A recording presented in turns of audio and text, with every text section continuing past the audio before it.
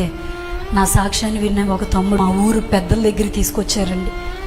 Mobile లేవు కదండి, అక్కడక్కడ డౌన్లోడ్ చేసి దాన్ని తీసుకొచ్చి ఊరి పెద్దల్లో 70 మంది పురుషుల్లో పెట్టి ఈ అమ్మాయిని కబురు పెట్టండి అని చెప్పి అన్నారు.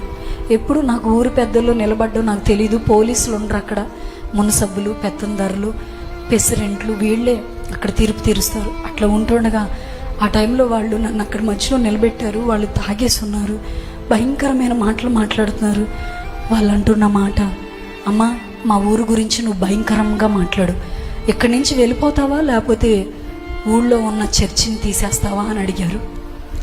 నాకేం చెప్పాలో అర్థం కాల. బలిపీఠం దగ్గర ప్రార్థించుకొని వెళ్ళాను. నా పక్షాన నువ్వు ఉన్నావు కదా, వారితో నువ్వు మాట్లాడు అని ఒక్క మాట. నేను అక్కడికి వెళ్ళాను, ఏవేవో మాట్లాడేస్తున్నారు, నన్ను తిడుతున్నారు. ఆ టైంలో నేను అలా నిలబడిపోయి ఉంటే ఊరు పెద్ద అన్నారు, ఏమ్మా ఇన్ని మాట్లాడుతుంటే ఏం చెప్పవేంటి అన్నారు. ఆయనతో నేను ఒక్క మాట చెప్పాను, అయ్యా నాకు నా తండ్రి లేరు, నా పిల్లలు లేరు, జీవితాంతం ఆయనతో ఉండాలనుకున్నాను.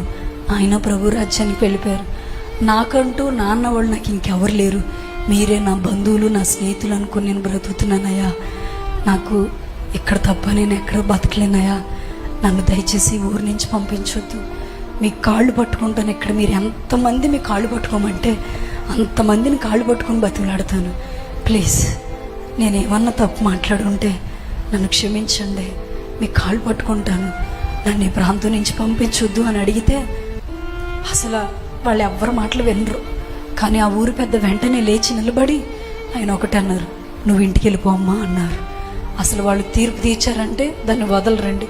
ఇంటికి వెళ్ళిపోమ్మా అంటే అందరూ గట్టిగా అరిచేశారు. అదేంటి మీరు చేసే తీర్పు ఏంటి, ఆ అమ్మాయికో న్యాయం మాకో న్యాయం అంటే, ఆ అమ్మాయి చిన్న అమ్మాయి, అమ్మాయికి ఏం తెలియదు, ఈ ఒక్కసారికి వదిలేద్దామని చెప్పి ఆ ఊరు పెద్ద నా పక్షాన్ని దేవుడు నిలబెట్టి ఈ రోజుకి ఎన్ని సంవత్సరాలైనా నేను అక్కడ తాటేకి ఇంట్లోనే ఉంటున్నాను. వాళ్ళు ఎదురుగానే వాళ్ళంతటిగా వాళ్ళే నాకు అడిగితే ఒక చిన్న స్థలం ఇస్తే అక్కడ ఇల్లు కట్టుకోవడానికి ఆ ఊరు పెద్దలు సహాయం చేసి అక్కడ జరుగుతున్న ప్రతి మీటింగ్స్లో కూడా ఆ ఊరు పెద్దల సహాయాన్ని దేవుడు నాకు ఎంతో అందిస్తున్నారని, ఎక్కడి నుంచి అయితే దేవుడు నన్ను పంపించాలని అని వాళ్ళు అనుకున్నారో కానీ అక్కడే దేవుడు ఇక్కడ నిలబెట్టారు.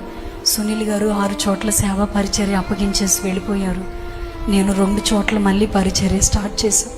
8 చోట్ల సేవ జరుగుతుంది. దేవుడు ఎంతగానో నడిపిస్తున్నారు. మీకేమన్నా అర్థమవుతుందో లేదో నాకు తెలియదు, కానీ మరి నిద్రపోతున్నారో మెలకుగా వింటున్నారో నాకు తెలియదు. కానీ నేను ఒక్కటి అనుకుంటాను, మీ చిత్తం ఉన్న ప్రాంతాలకి మాత్రమే నన్ను పంపించి కానీ నేను ఎక్కడికి పడితే అక్కడికి వెళ్ళకూడదయ్యా.